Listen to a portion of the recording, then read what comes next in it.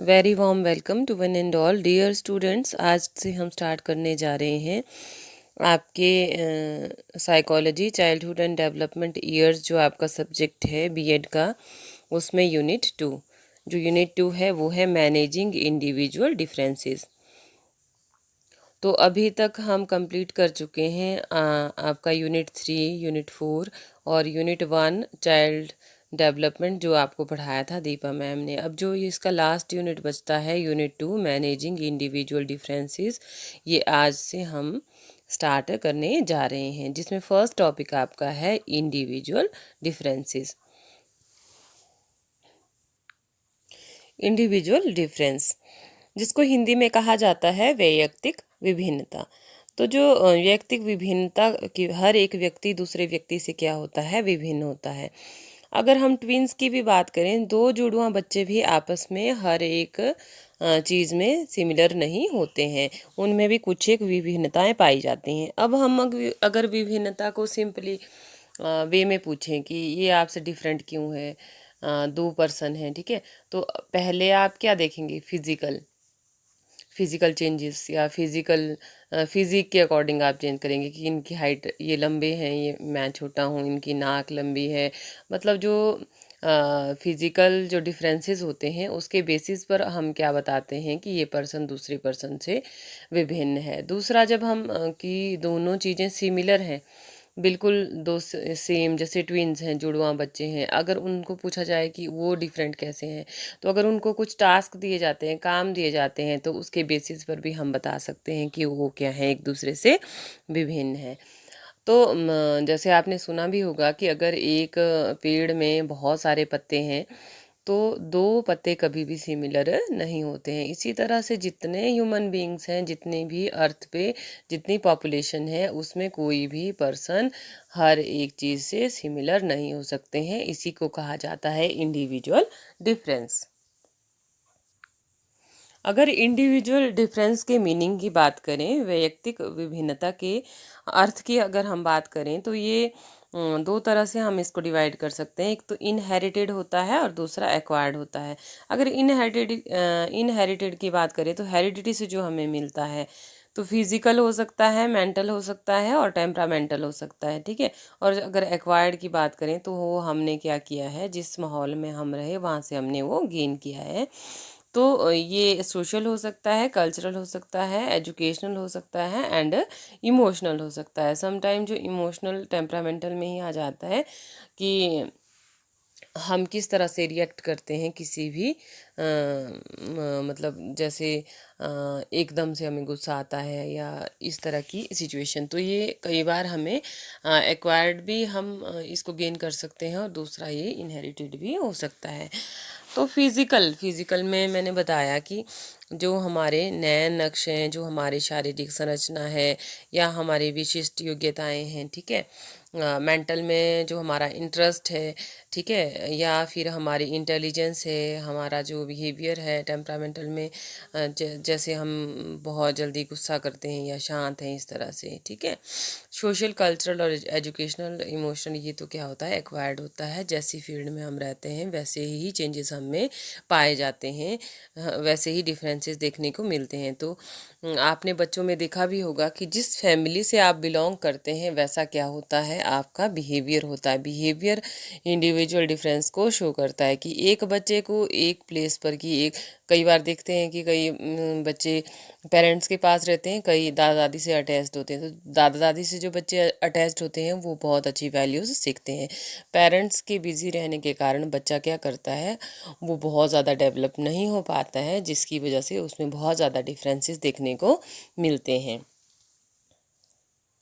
अब हम बात करेंगे डेफिनेशन ऑफ इंडिविजुअल डिफरेंसेस। तो वुडवर्थ, RS एंड मार्किन्स जी ने बहुत अच्छी डेफिनेशन दी इंडिविजुअल डिफरेंसेस की। इन्होंने कहा individual differences are found in all psychological characteristics, physical, mental abilities and आपका knowledge, habit, personality and character traits. इसमें इन्होंने कहा कि जो समस्त मनोवैज्ञानिक लक्षणों, शारीरिक, मानसिक योग्यताओं, ज्ञान, आदत, व्यक्तित्व और चारित्रिक गुणों में व्यक्ति विभेद पाए जाते हैं। तो इन्होंने कहा कि जो इंडिविजुअल डिफरेंस है वो किस से हम पता लगाते हैं कि डिफरेंसेस हैं पर्सन में, वो उनकी शारीरिक और मानसिक योग्यताएं हो सकती हैं, उनका उनका ज्ञान हो सकता है, उनकी हैबिट आदत हो सकती है, व्यक्तित्व और चारित्रिक गुणों के बेसिस पर हम कह सकते हैं कि वो उनमें क्या है, आपके इंडिविजुअल डिफरेंसेस हैं। नेक्स्ट जो डेफिनेशन दी इंडिविजुअल डिफरेंसेस की, वो स्किनर के अकॉर्डिंग है। Today we think of individual differences as including an immeasurable aspect of the total personality.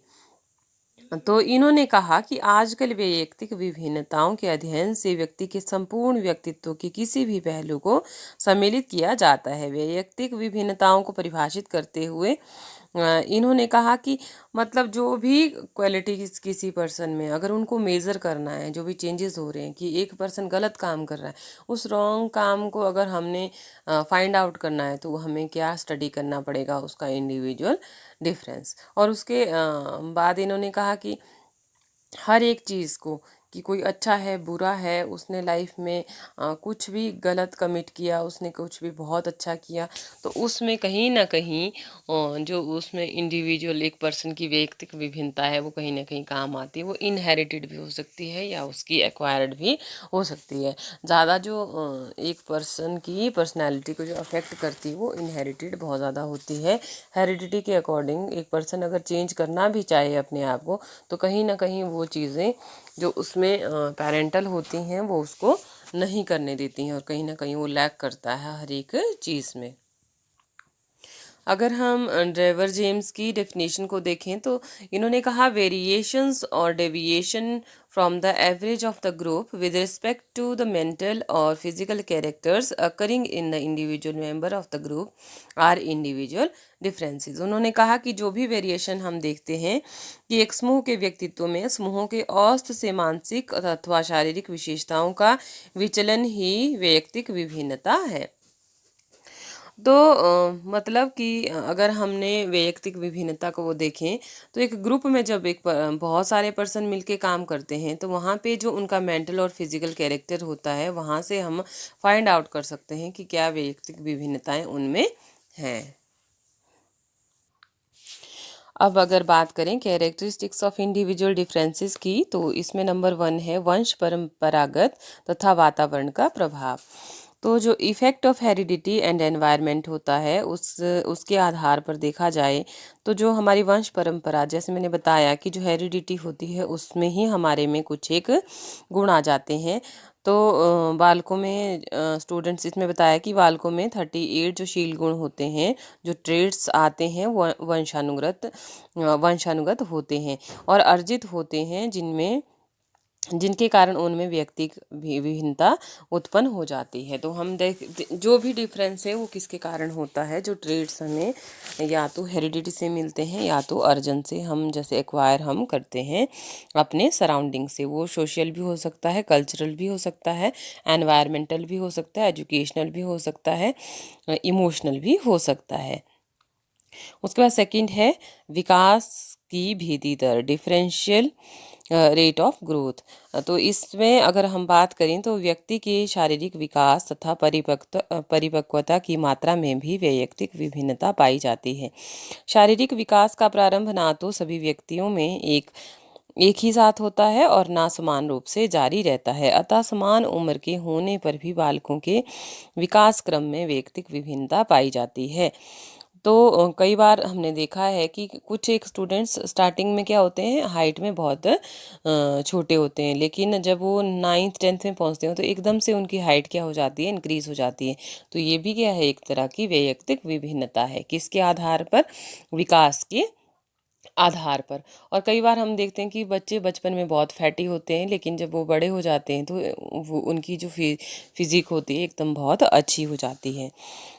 उसके बाद नेक्स्ट अगर बात करें अंतर वैयक्तिक विभिन्नता, इंटर इंडिविजुअल डिफरेंस, तो अगर इसमें बात करें तो वैयक्तिक विभिन्नता की एक विशेषता यह भी है कि एक व्यक्ति दूसरे व्यक्ति से एक ही योग्यता में भिन्न होता है। जैसे बुद्धि एक मानसिक योग्यता है जिसके दृष्टिकोण से दो बालक एक दूसरे से भिन्न हो सकते हैं। एक बालक औसत बुद्धि का हो सकता है और दूसरा तीव्र बुद्धि या मंद बुद्धि का हो सकता है।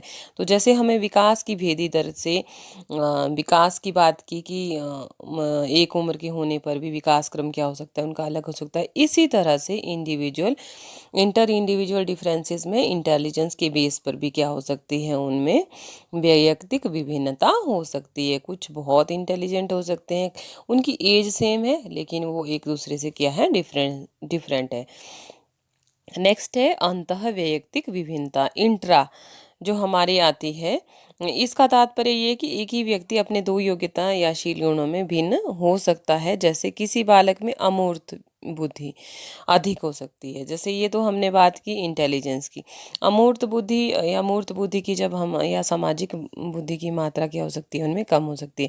अमूर्त बुद्धि वो बुद्धि होती है जो एक बच्चे की अंडरस्टैंडिंग होती है। कुछ क्या करते हैं, क्रैमिंग, रटाफिकेशन। अगर बात करें कि 90% लेने के बावजूद भी बच्चा एंट्रांस इसलिए नहीं निकाल सकता क्योंकि जो उसकी एब्स्ट्रैक्ट इंटेलिजेंस है कहीं ना कहीं वो लैक करती है दूसरे से, कि वो इंटेलिजेंट तो है बट उसकी एब्स्ट्रैक्ट इंटेलिजेंस वहाँ पे कम है। एब्स्ट्रैक्ट इंटेलिजेंस होता है किसी चीज़ को अप्लाई करना। जब आप एक चीज़ को, एडिशन को स्कूल में सीखते हैं तो उसको अप्लाई कैसे करते हैं आप, इंटेलिजेंस यहाँ पे पढ़ते हैं, पर्सनालिटी यहाँ पे पढ़ते हैं। पढ़ने के बाद एक राइट करने का तरीका, उसको एक्सप्लेन करने का तरीका बहुत डिफरेंट होता है, वो हमारी इंटेलिजेंस होती है। बट एब्स्ट्रैक्ट इंटेलिजेंस में हम क्या करते हैं, जब उसको अप्लाई करते हैं, हम अपने इंटरनल को पढ़ने के बाद हम उसको क्या करते हैं, अप्लाई। जो भी एप्लीकेशंस होती हैं, जब हम उस चीज़ को, एक फॉर्मूले को पढ़ने के बाद जब उसको अप्लाई करते हैं, that is your abstract intelligence. Concrete intelligence में आपकी मूर्त बुद्धि होती है। मूर्त बुद्धि में जब डायरेक्टली आप किसी कॉन्सेप्ट को पढ़ते हैं कि मैं हूँ, मुझे अपने बारे में लिखना है, दैट इज़ मूर्त की। कंक्रीट क्या है, वो आपकी इंटेलिजेंस है।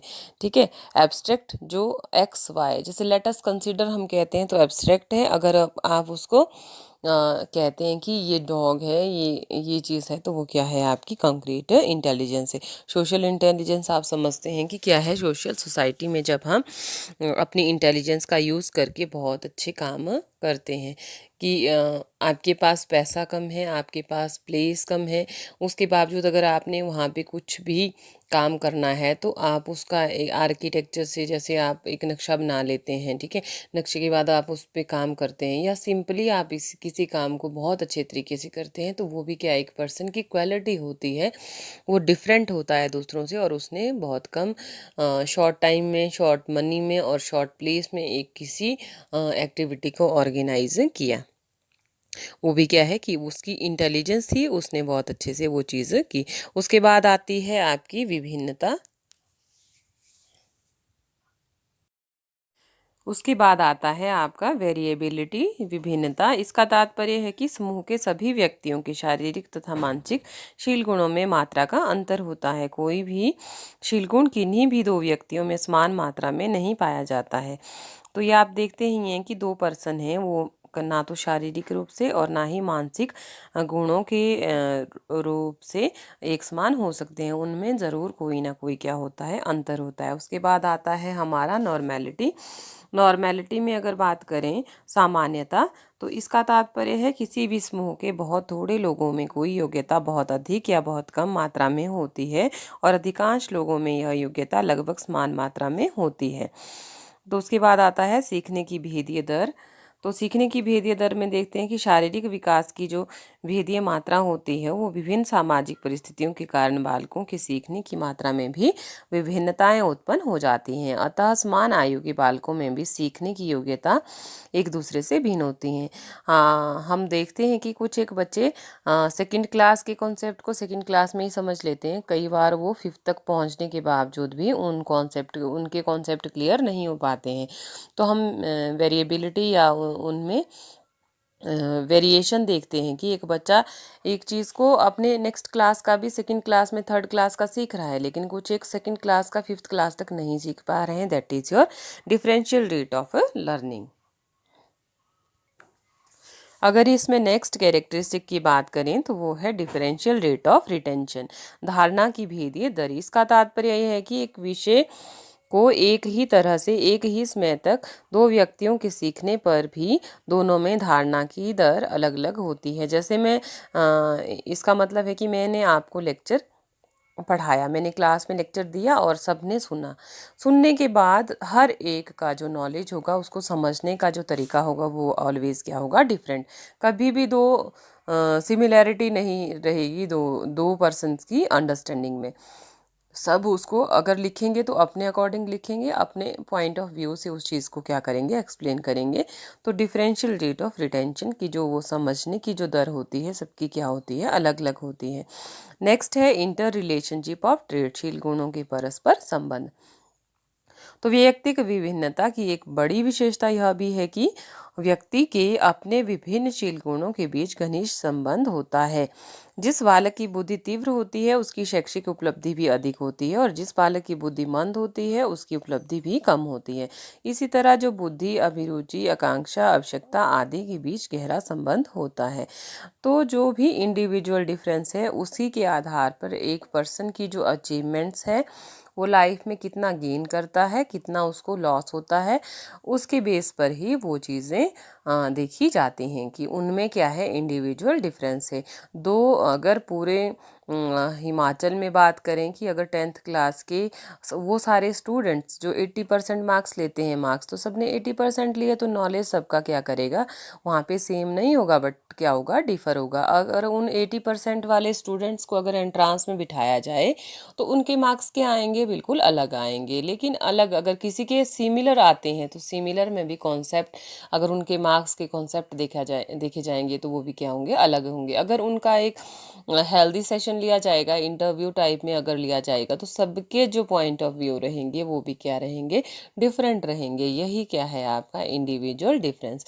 तो हमने कैरेक्टरिस्टिक्स में बात की, effect of heredity and environment, differential rate of growth, inter individual differences, intra individual differences, variability, normality, differential rate of learning, differential rate of retention, inter relationship of traits। इसके अलावा अपने according भी आप बता सकते हैं, क्योंकि जब आपको इंडिविजुअल डिफरेंस क्लियर है तो उसकी कैरेक्टरिस्टिक्स आप खुद से भी बता सकते हैं, वो भी क्या है, सही है। मैं कई बार कहती हूँ कि हम मेरा मेन मोटिव रहता है आपके कॉन्सेप्ट को क्लियर करना, उसके बाद आप उसको अपने अकॉर्डिंग भी उस चीज़ को एक्सप्लेन कर सकते हैं। वो क्या है, आपकी अपनी कैपेबिलिटी है, आपका अपना नॉलेज है। तो यही अगर आप उसको अपने अकॉर्डिंग एक्सप्लेन करेंगे तो वही क्या है, आपका इंडिविजुअल डिफरेंस है। तो नेक्स्ट अब हम बात करेंगे इसमें वेराइटीज़ ऑफ इंडिविजुअल डिफरेंस। तो जो व्यक्तियों में पाई जाने वाली जो विभिन्नताएं हैं, उनके कारण जो दो पर्सन होते हैं एक दूसरे से क्या होते हैं, वो सिमिलर नहीं होते हैं, बट क्या होते हैं, डिफरेंट होते हैं। तो इसमें फर्स्ट रहता है हमारा मेंटल डिफरेंसेस। तो अगर हम पूरे वर्ल्ड में बात करें तो सब हर एक पर्सन का जो लेवल है अंडरस्टैंडिंग का या इंटेलिजेंस का, वो क्या है, सबसे एक दूसरे से बिल्कुल डिफरेंट है। तो अगर हम स्कूल में बात करें जैसे स्टूडेंट्स की, तो उनका जो नॉलेज है या उनकी जो बुद्धि है, इंटेलिजेंस है, उसकी स्किल क्या है, सबकी बहुत डिफरेंट है। कैसे, क्योंकि एक काम जब 10 बच्चों को दिया जाता है तो सब उसको अपने ढंग से उसको करके लाते हैं कि मॉडल देंगे, चार्ट देंगे, तो हर एक उसको अगर कॉपी करने के लिए मना करें तो वो अपनी इंटेलिजेंस के अकॉर्डिंग उस चीज़ को क्या करेंगे, एक्सप्लेन करेंगे। तो सामान्यतः ये देखा जाता है कि जो 60% अगर हम बात करें बुद्धि IQ की, तो वो वाला बालक क्या होगा, मंदबुद्धि होगा। और अगर 120 देखें तो उसको हम क्या कहते हैं, इंटेलिजेंट कहते हैं, ठीक है, अति बुद्धिमान उसको हम कहते हैं। तो इंटेलिजेंस में IQ के बेसिस पर हम इंटेलिजेंस को डिफाइन करते हैं। इसको हम आगे करेंगे। तो सेकंड है हमारा विशिष्ट योग्यता भिन्नता, जो है हमारा स्पेशल एबिलिटी डिफरेंस। तो जो स्पेशल एबिलिटी डिफरेंस है उसमें देखा जाता है कि बच्चों की जो विशिष्ट योग्यता होती है वो अभिक्षमता एवं शारीरिक योग्यता दोनों का क्या होती है, एक योग होती है। कई बार क्या होता है, जो प्लेग्राउंड में अगर बच्चों को खेलने के लिए दिया जाए तो बच्चे क्या करते हैं कि नेशनल लेवल पे जीत के आ रहे हैं, इंटरनेशनल लेवल पे जीत के आ रहे हैं। इंटेलिजेंस में वो पीछे हो सकते हैं लेकिन गेम्स और एक्टिविटी में वो बहुत आगे हो सकती हैं। तो वो क्या है, उनमें एक स्पेशल एबिलिटी है। स्पेशल एबिलिटी की ज़रूरी नहीं है कि वो पढ़ने में बहुत अच्छे हैं, लेकिन उनमें डिफरेंस देखा जाता है कि दूसरे बच्चों के कंपैरिजन में वो स्पोर्ट्स में बहुत ज़्यादा आगे हैं। उसके बाद नेक्स्ट इमोशनल डिफरेंसेस की अगर बात करें तो स्टार्टिंग में जैसे स्टूडेंट्स का होता है कि सिमिलर ही लगते हैं, बच्चे की गुस्सा आता है, लेकिन जैसे जैसे वो बड़े हो जाते हैं तो हम देखते हैं कि इमोशनली जो डिस्टरबेंस है या जो डिफरेंस है बच्चों में वो बहुत ज़्यादा देखा जाता है। कुछ बच्चे बहुत ही ज़्यादा डरते हैं, कईयों को बहुत ज़्यादा गुस्सा आता है कि दूसरों को वो फाइट करते हैं स्कूल्स में भी। तो लेकिन सिखाने के बावजूद वो क्या होता है, एक्वायर्ड फॉर्म में वो क्या करते हैं, जब उनको सिखाया जाता है तो इमोशंस पे कंट्रोल करने की क्या करते हैं, कोशिश वो करते हैं। लेकिन फैमिली एनवायरनमेंट अगर वैसे झगड़ालू टाइप में है तो वो बच्चा वहाँ पे अपने में चेंजेस नहीं लाता है, पर अपने गुस्से में वैसा ही वो रहता है। तो डियर स्टूडेंट्स, आज के लेक्चर में हमने डिस्कस किया meaning, definitions of individual difference, it's characteristics and varieties in individual difference. तो नेक्स्ट हम डिस्कस करेंगे अपने नेक्स्ट लेक्चर में। Thanks for watching, thank you so much.